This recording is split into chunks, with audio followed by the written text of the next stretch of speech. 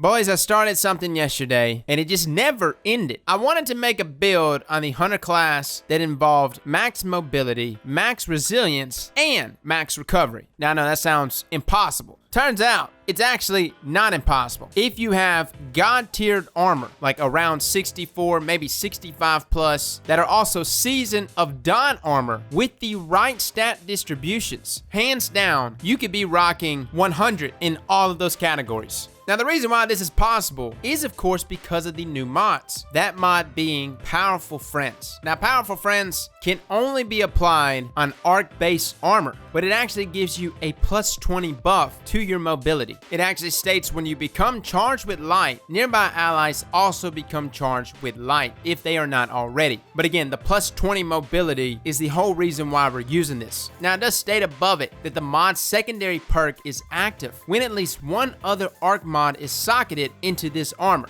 Currently right now, unless it's worded wrong or maybe I'm just misunderstanding it, if you happen to have just one arc-based mod equipped on any of your armor pieces, it actually will satisfy that requirement, activating that plus 20 mobility for all of the armor pieces that has Powerful Friends on it, thus resulting in you not having to slot an arc-based mod on all of your pieces, but instead just one. Now, that extra mobility is nice, and essentially not counting your exotic, as you cannot slot a Season of Dawn mod on exotics, just taking your 4 legendary armor pieces, each one slotted with a Powerful Friend mod, you now have 80 mobility before even adding in anything from your armor. Now, this is when things get a little tricky. Not only do we have to have arc-based armor to allow us to match the affinity of Powerful Friends, but each one of those armor pieces can only have a base default of 2 mobility. I don't care what any of the other stats are, but it has to be 2 mobility. Now, the reason why this is because mobility is capped at 100. And if you get 2 mobility from every single armor piece, including your exotic and masterwork, all of those pieces of armor, which I know does require a lot of materials, but that actually results in an extra 20 mobility, allowing us to reach our cap of 100 mobility. Now, we've never really done a complete guide on armor, but just know that the majority of armor pieces, say outside of blue armor, as blue armor can actually like overcompensate for certain stats, but in regards to our exotics and legendaries, for the most part, they abide by the same rules, which is normally your mobility, resilience, and recovery added together equals that of intellect, discipline, and strength. Give or take a few points, but for the most part, both of those added together are around the same ballpark. Now, if I was actually to go in there and pick up armor pieces that had arc affinity and 2 mobility and had an equal split between my recovery stats and my resilience stat, and all of these pieces happen to be 60 plus, which I know is kind of a stretch. Technically speaking, you could be looking at a split of possibly 14-14 between resilience and recovery. Now, having those pieces masterwork would of course raise it by 2, because again,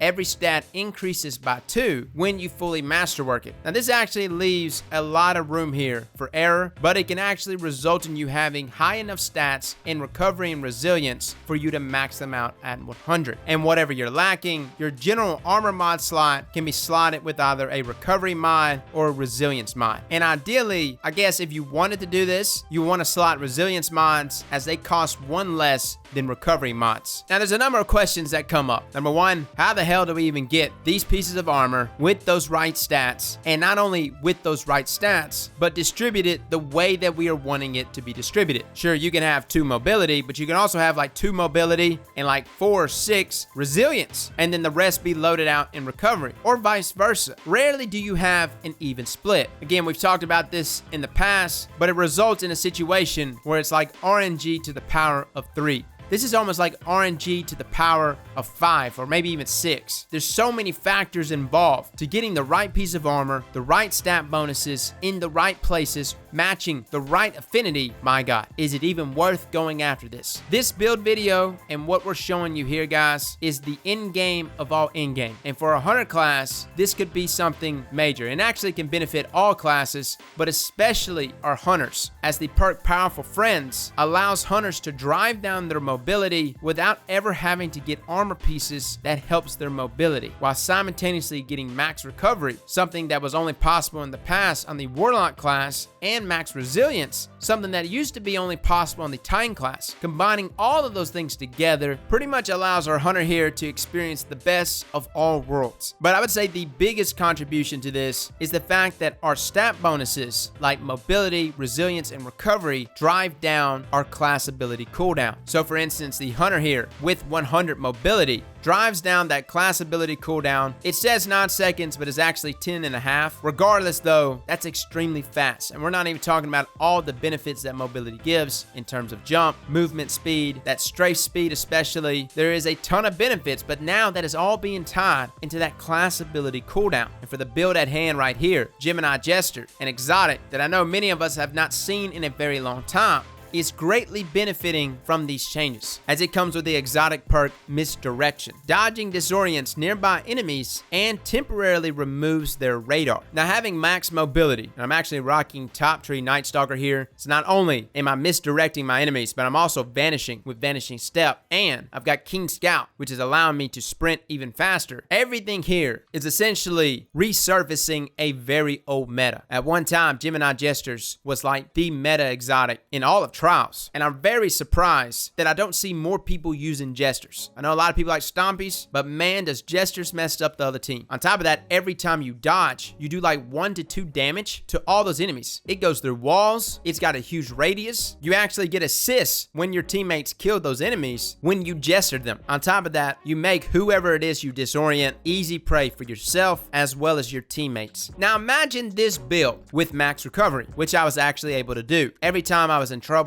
I would dodge, I would go invisible. Simultaneously having max recovery pretty much allowed me to reach full health way before my invisibility ran out. But imagine that combined with max resilience. Now I know resilience is not that great, but it does make a difference in terms of time to kill. Having max resilience may require an extra shot, may require a crit instead of a body in some cases. I'm not going to get into it, but the health ranges there from 186 all the way up to 201. And even though it doesn't look like that big of a difference, it does play a role. So guys, today's build, and I really don't have a name for it, I just kind of wanted to throw out there that this is like the end game of all end games. I spent close to 12 ascendant shards yesterday, as well as like, I don't know, 40 or 50 enhancement prisms. Let me make the mistakes here, guys. I fully masterworked pieces of armor that I had no business masterworking, but I was really trying to get this build right. What I ran into though was that yes, I had the armor pieces. I had pieces of armor that gave that +2 in mobility that allow me to equip powerful friends. And even though these stat pieces do have pretty high stat bonuses after adding powerful friends as well as masterworking them, they were not high stat bonus pieces before this started. Majority of these pieces were somewhere around like 50 to maybe 55, but most of them were like 50. So for my guys that are wanting to really perfect your build, this is the end game. This is it right here, especially for my hunters, but this is also going to apply to my Titans and my Warlocks. And it's definitely going to apply next season because these mods, like Powerful Friends, are not going to go away. Today, it's that +20 mobility. But next season, you're going to have mods that give +20 resilience, but maybe they're solar based. And maybe even the season after that, you'll have mods that give +20 recovery, but maybe they're void based. I'm just throwing out possible examples. Regardless, though, you need to find and keep armor pieces that have not just high stat bonuses in terms of being like 60+, as in your base default number, but also feel free to lock down and vault certain pieces of armor that have +2 in either mobility, recovery, or resilience, as you'll be able to play with your in-game build more when it comes to these seasonal mods. Now we know for sure right now that mobility is obviously tied to arc. So in this case, if you want to lock down +2 in mobility, just make sure it's arc based. As of right now for me, I'm locking down pieces of armor that have either +2 in recovery or +2 in resilience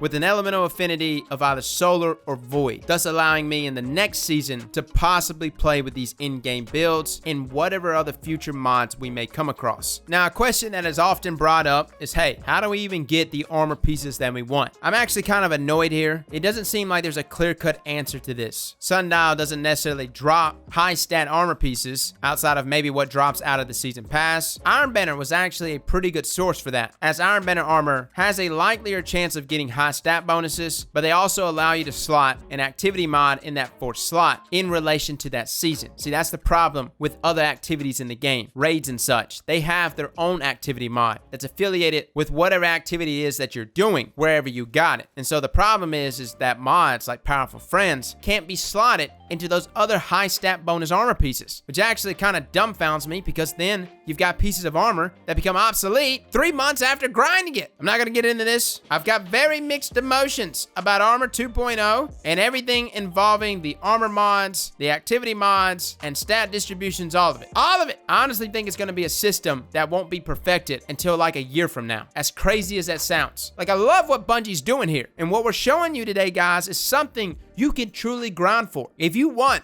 100 mobility, 100 recovery, and 100 resilience, by God, it's definitely possible. And even just me messing around just yesterday, I was able to get 100 mobility and 100 resilience, or 100 mobility and 100 recovery, which is pretty nice. Today, you see me rocking Gemini Gestures. Tomorrow, I'm rocking Dragon Shadow, or Stompies, or whatever combines excellent with all of these stat distributions. The issue is the amount of time that it takes to get the perfect build currently in Destiny 2. It's just an ungodly amount of hours and a hell of a lot of luck. I mean, stupid luck. We'll probably get into that in a future video. This is just more or less a bone I wanted to throw to you guys. Something to say, hey, if you're looking to really stretch in-game for yourself, if you're looking to really build on that final build and to reach levels of stat bonuses that was never possible in Destiny 2 or Destiny 1, then this is the way. Well, guys, let me know in the comments below what you think. What's your thoughts on this? I really hope Bungie comes along and kind of simplifies things. I actually think they probably will. That's about 6 months, maybe even a year out. And I think Bungie's also saying, hey, there's probably not people out there that's literally trying to rock tier 30, right? I mean, who's trying to do that except for crazy people? Guys, if you want to be crazy with me, you can. This is the way. I just wanted to get this video out so that some idiot like myself didn't decide to go ahead and blow all of his ascendant shards as well as prisms yesterday just because he was trying to get a build right. Just make sure, if you're really looking to invest in your stat bonuses this season in regards to what we've shown you right here, make sure it's the right armor pieces with the right distributions. Well, fellas and ladies, thank you all for coming and watching. Oh, and by the way, happy freaking New Year! And as always, slap that like button like your mama told you right.